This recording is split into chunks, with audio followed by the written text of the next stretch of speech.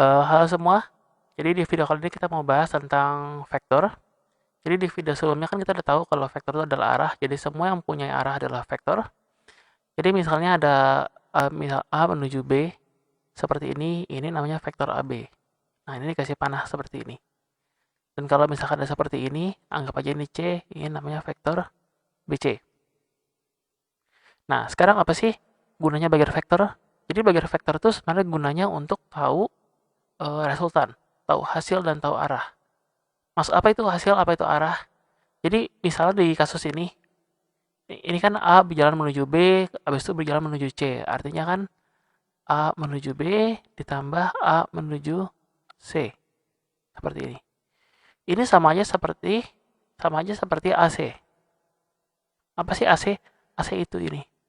Jadi vektor itu sebenarnya tujuannya adalah menghitung hasil dan arah. Hasil itu lebih mirip sama jalan singkat. Jadi misalnya kamu jalan dari A menuju B menuju C, jalan singkatnya kan berarti adalah A langsung menuju C. Itu namanya vektor resultan. Terus kalau misalnya kita mau menghitung arah, maksudnya apa sih? Menghitung arah itu maksudnya sudut yang ditempuh oleh ini. Biasanya dilambangkan alfa. Ini namanya arah vektor. Nah, untuk lebih jauh vektor ada 5 metode. Di sini ada segitiga, poligon, kejaran genjang, kosinus sama analisis. Tapi kayaknya di video kali ini kita cuma bahas yang 3 teratas karena itu metode gambar. Sedangkan kalau yang kosinus sama analisis itu menghitung. Jadi kita gambar dulu aja. Nah, misalnya kita mulai dari metode pertama, metode segitiga. Metode segitiga itu apa sih? Metode segitiga itu metode yang menyambungkan antara dua vektor. Jadi misalnya saya punya contoh di sini ada vektor A, B, C. Nah, misal saya mau bikin vektor A tambah vektor B. Kalau kita pakai metode segitiga, kita bikin nih vektor A yang seperti ke kanan seperti ini, ikutin aja. Vektor B ke bawah. Nah, berarti resultannya adalah ini. Nah, ini vektor A, ini vektor B. Ini vektor resultan. Biasanya vektor resultan ditulis seperti ini. Ada kayak mutlak, tapi ini bukan mutlak. Nah, atau misalnya saya mau bikin B ditambah C misalnya. Kalau B seperti B tambah C berarti kita ikutin aja. B-nya kan ke bawah, C-nya kan ke sini. Berarti resultannya adalah ini.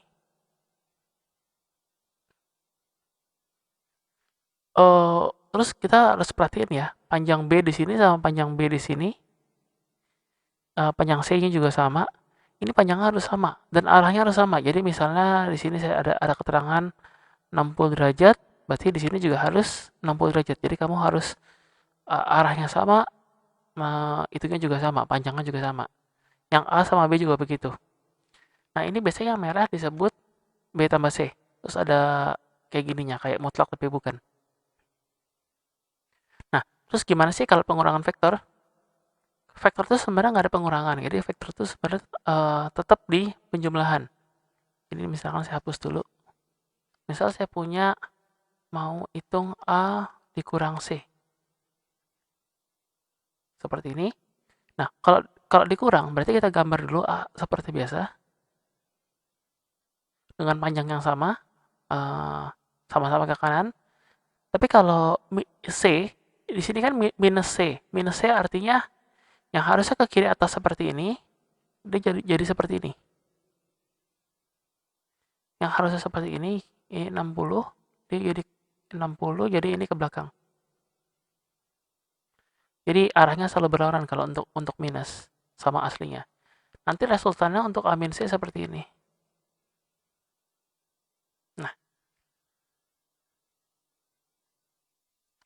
ini namanya metode segitiga.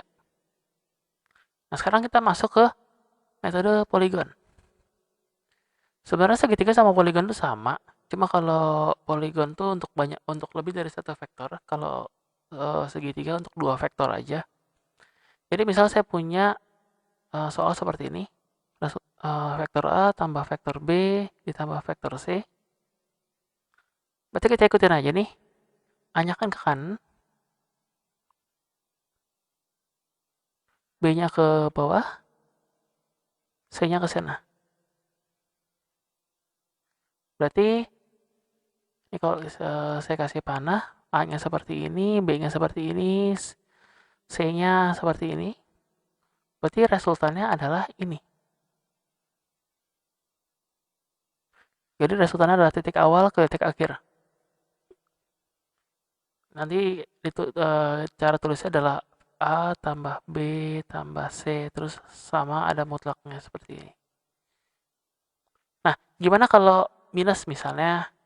Saya ubah dulu deh yang lebih rumit. Misal A ditambah 2B dikurang C. Ya, C. Jadi gimana sih bikinnya? Sama. Oh, sorry, ini ada panahnya ya. Untuk menandakan kalau dia vektor. Jadi tetap awal kita gambar dulu. A seperti ini. Habis itu 2B. Kalau 2B berarti yang tadinya ke bawah tetap ke bawah, tapi dia lebih panjang. Jadi seperti inilah kira-kira. Ini vektor A ke kanan, ini vektor B, ini juga vektor B. B-nya 2 kali karena 2B. Lalu minus C berarti yang di atas dia bergerak malah ke sini. Ini namanya vektor minus C. Nah, nanti resultannya seperti apa sih? Resultannya berarti kamu tarik garis awal ke titik awal ke titik akhir. Seperti ini.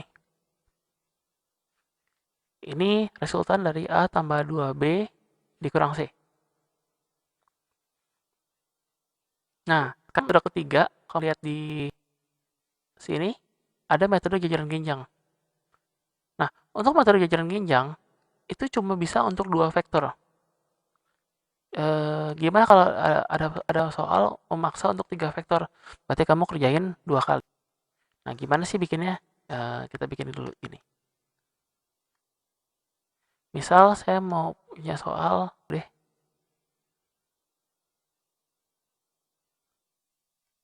Seperti ini. A ditambah C.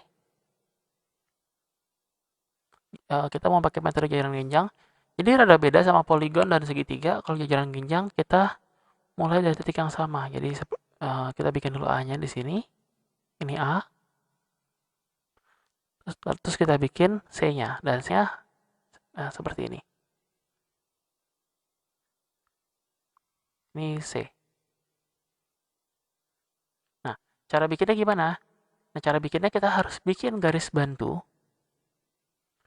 Jadi di sini kan ada ujung. Kita bikin garis bantu yang sama kayak C. Terus kita juga di sini.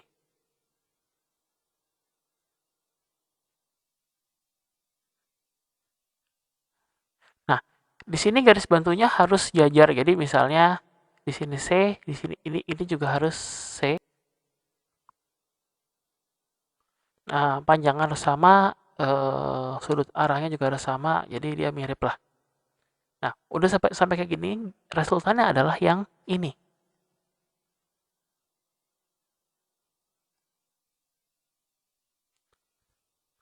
Nah, terus gimana kalau misalnya soalnya adalah A ditambah B ditambah C?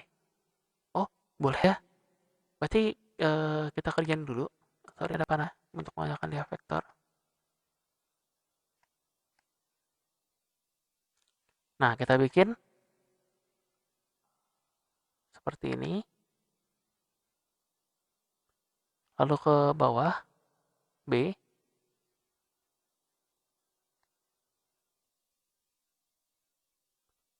Lalu kita bikin vektor.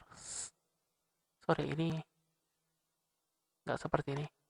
Kita harus mulai dari titik yang sama. Yang tadi itu berarti kalau yang tadi berarti poligon. Nah, B-nya seperti ini. Kita kerjain dulu antara A sama B. Berarti ini harus jajar. Kita bikin, ini juga harus jajar. Sorry, nggak lurus ya. Oke. Ini harus lurus ya teman-teman ya. Jadi panjangnya harus sama, arahnya juga harus sama. Karena kalau beda dikit ini kacau. Nanti resultnya yang kuning ini. Tapi ini baru ada tambah B. Kita tulis saja A ditambah B. Nah, lalu di sini kan ada C. C kan ke kiri atas. Nah, kita bikin deh C-nya.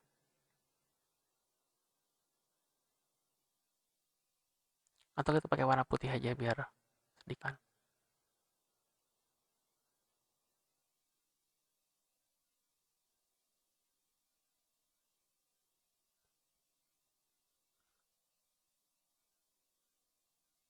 Nah, ini C. Berarti kita bikin garis bantu sama. Ini harus sejajar ya.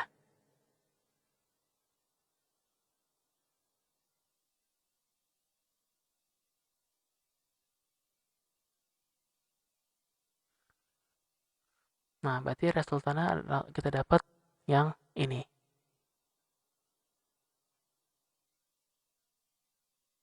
Nah, ini resultan antara A tambah B tambah C. A tambah B tambah C. Nah, ini untuk metode jajaran genjang.